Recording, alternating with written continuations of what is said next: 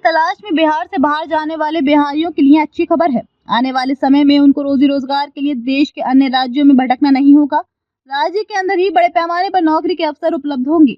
ये हम इसलिए कह रहे हैं क्योंकि बिहार सरकार राज्य में निवेश के लिए तरह तरह के हथकंडे अपना रही है।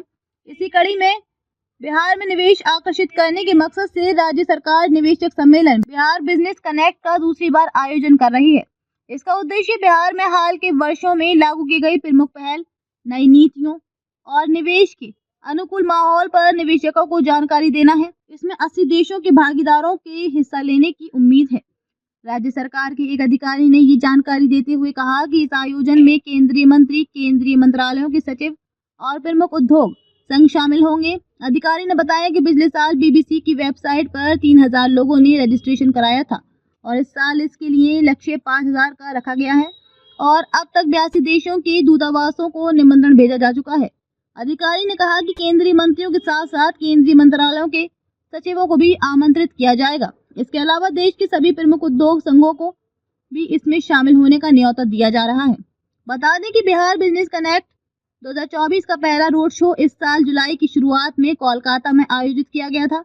राज्य के उद्योग और पर्यटन मंत्री नीतीश मिश्रा ने इस निवेशक सम्मेलन को बढ़ावा देने और राज्य में निवेश आकर्षित करने के लिए देश भर में कई रोड शो किए हैं।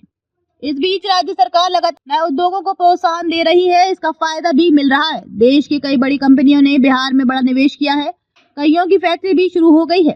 अब एक और बड़ा कदम उठाते हुए नीतीश कुमार की अगुवाई वाली सरकार ने राज्य में औद्योगिक विकास को गति देने के मकसद से करीब 30,000 करोड़ रुपए के निवेश प्रस्तावों को मंजूरी दी है।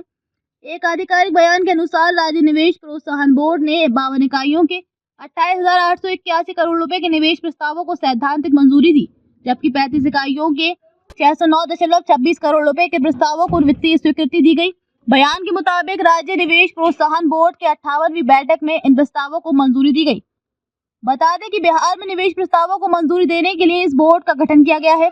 इससे पहले चालू वित्त वर्ष में कुल 260 प्रस्तावों को सैद्धांतिक स्वीकृति दी गई है, जबकि 161 प्रस्तावों को वित्तीय मंजूरी दी जा चुकी है। सरकार राज्य में निवेश को प्रोत्साहित करने का लगातार प्रयासरत है। उद्योग विभाग ने हाल ही में प्रसंस्करण, निवेश बैठक तथा उद्यमी पंचायत का सफलतापूर्वक आयोजन किया।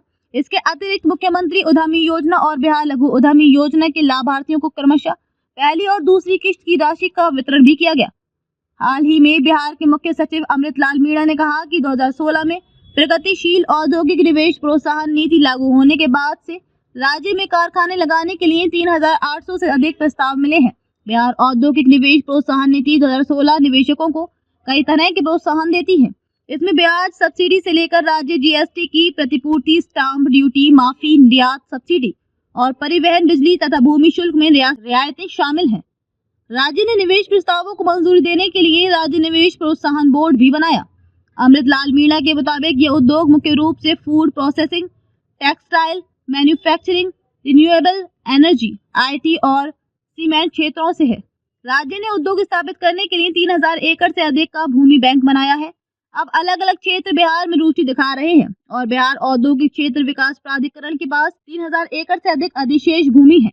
अमृत लाल मीणा ने कहा कि बिहार न केवल स्वीकृति के समय बल्कि प्रोत्साहनों के वितरण में भी एकल खिड़की मंजूरी देता है। साथ ही राज्य के मुख्यमंत्री नियमित रूप उद्योगपतियों से उनकी कठिनाइयों को सुलझाने के लिए मिलते हैं।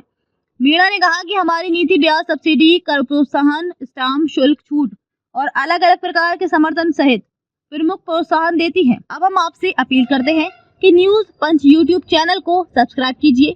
न्यूज पंच यूट्यूब चैनल पर दिए गए वीडियो सीधे आपको कनेक्ट करते हैं।